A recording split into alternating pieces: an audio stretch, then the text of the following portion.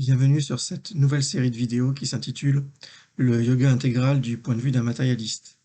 Pour traiter de ce sujet, j'ai imaginé trois personnages que je vais te présenter.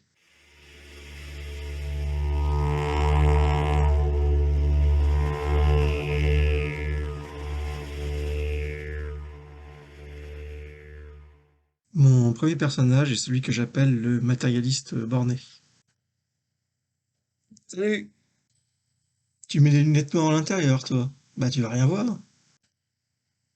Peut-être, mais j'ai la classe. Ce personnage regarde la matière comme la seule et unique vérité. Il est souvent emporté par ses émotions. Son raisonnement est souvent là pour justifier la survie de son être et de ses intérêts. L'avantage de ce personnage, c'est qu'il n'oublie pas le monde. Au contraire, il est souvent absorbé par celui-ci. Il est très influencé par la peur et souhaite absolument ne pas prendre de risques. Il réagit rapidement sans trop réfléchir. Il est en général très pris par ses avis préconçus, ses a priori, et il n'aime absolument pas se remettre en question. Il est un peu paresseux du cerveau. Je vais m'amuser avec ce personnage pour lui faire dire des propos parfois un peu absurdes ou des critiques non justifiées. Ces interrogations, ces critiques sont aussi celles qu'on peut entendre autour de nous, et cela me donnera l'occasion d'y répondre. Il correspond en gros à ce que Aurobindo appelle le mental ordinaire. Mon second personnage, c'est celui que j'appelle le scientifique honnête.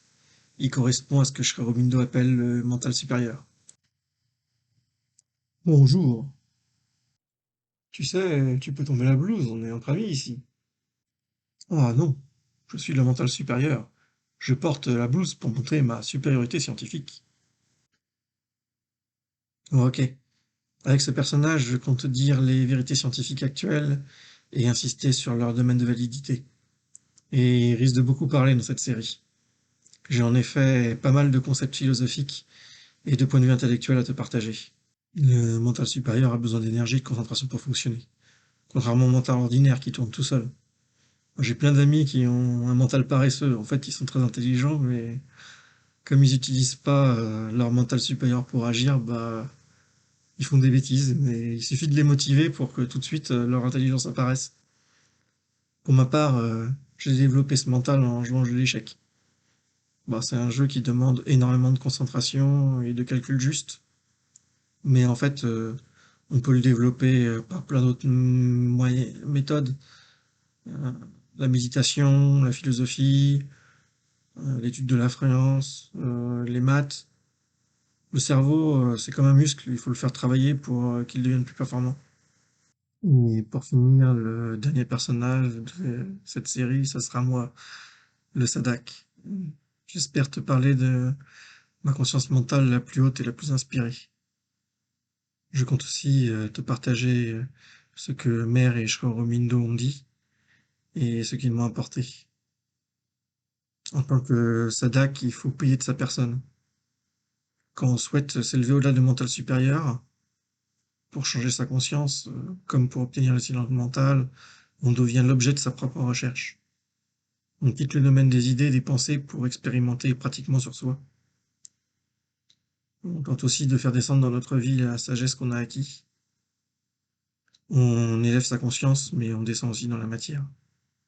Cela demande une grande aspiration, une grande sincérité et une grande humilité. Mais le passage du matérialisme borné au scientifique honnête se fait par une claque de vérité qu'il faut être incapable d'accepter. Le scientifique honnête possède une réelle dose de sincérité et d'humilité, ainsi qu'une aspiration à la connaissance vraie, mais il manque juste le courage de faire de soi-même une expérience, et la volonté de changer le monde, une aspiration vers le bas, qui commence en se changeant soi, nous-mêmes étant la partie du monde la plus facilement accessible à notre conscience, pour le changement. Le matérialisme, c'est quoi? Bah c'est simple, seule la matière existe, tout le reste c'est que de la fumisterie. Je ne crois que ce que je vois. Alors effectivement, le matérialisme dérive du sensationnalisme qui accorde à nos seuls sens le pouvoir de percevoir le réel. Le matérialisme s'oppose aussi au dualisme qui admet deux éléments distincts, l'esprit et la matière. Il s'oppose aussi au spiritualisme, pour lequel seul l'esprit existe, et aux illusionnistes pour qui le monde est une illusion. Le matérialisme rejette aussi l'existence de l'âme, de l'au-delà et de Dieu. Pour un matérialiste, la matière est une réalité qui ne dépend pas de notre pensée, ou de la manière dont on le conçoit, et la cause de l'émergence de l'esprit. Alors la première question qu'on peut se poser, c'est est-ce qu'être un matérialisme est compatible avec Aurobindo? Je me rappelle un des livres de la trilogie de Satrem qui s'appelle Le matérialisme divin. C'est c'est un titre qui avait fait exploser le cerveau d'un philosophe pour qui parler de matière ou parler de Dieu, c'était irréconciliable. En fait, c'était comme parler de la lumière noire. En fait, moi, j'ai commencé en tant que matérialiste et j'ai quand même été conquis par Aurobindo, de ce qui prouve que c'est pas complètement incompatible. Il y a un côté extrêmement pragmatique dans la philosophie de Aurobindo.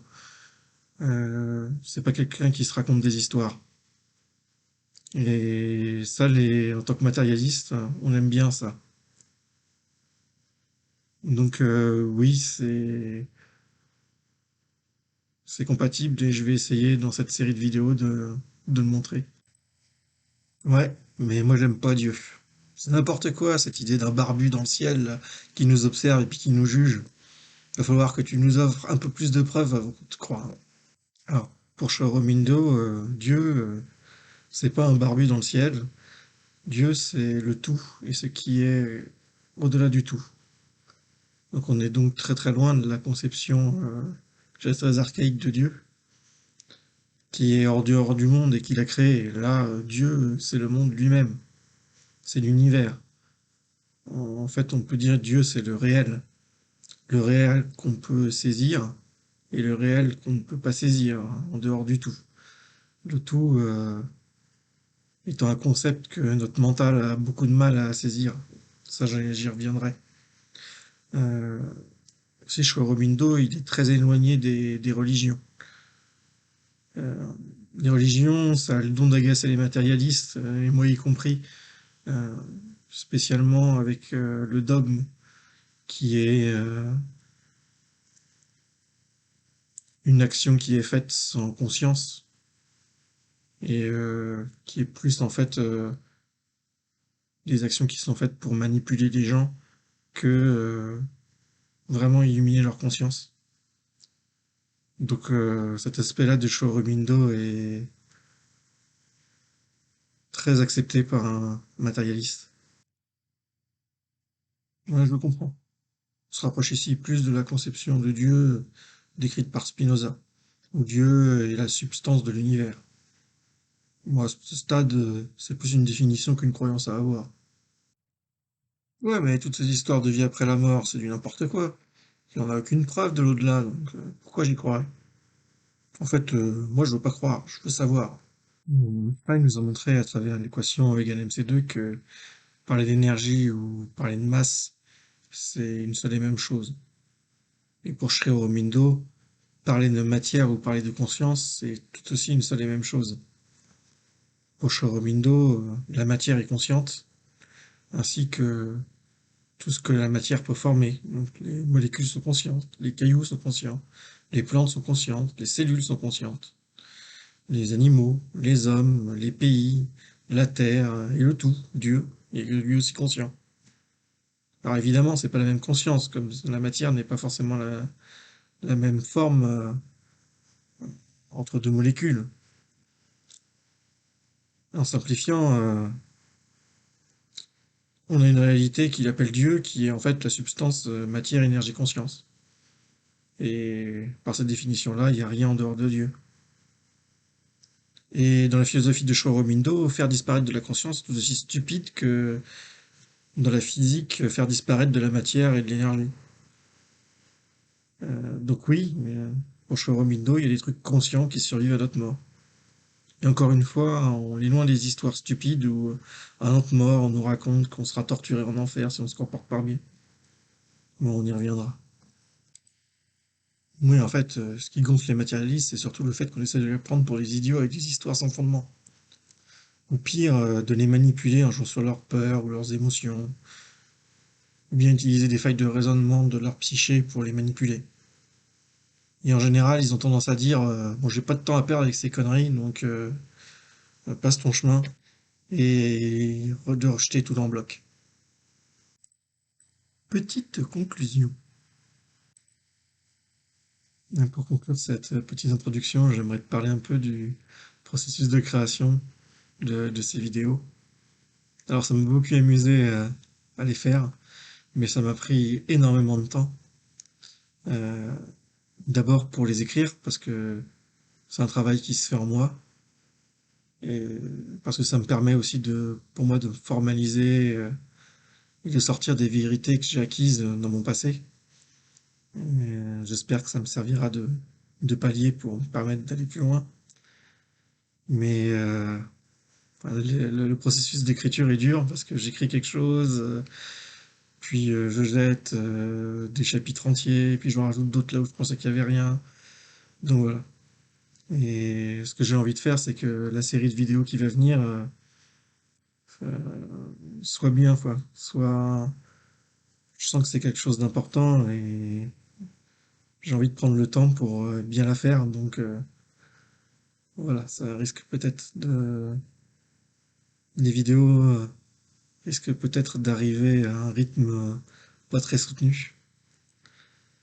Euh, j'ai quand même déjà en tête un bon plan général, je sais où je vais. Mais voilà, les chapitres se regroupent, se réordonnent, donc j'aime bien avoir une bonne vision avant de me lancer. Euh, donc voilà, j'ai voulu lancer cette introduction aussi pour voir ben, le temps que ça prend, le temps du montage du côté des manuels, voir si c'était faisable ou pas, et puis voir aussi si le concept vous plaît. Allez, bonne journée à tous, au revoir et à la prochaine fois. À bientôt dans une prochaine vidéo.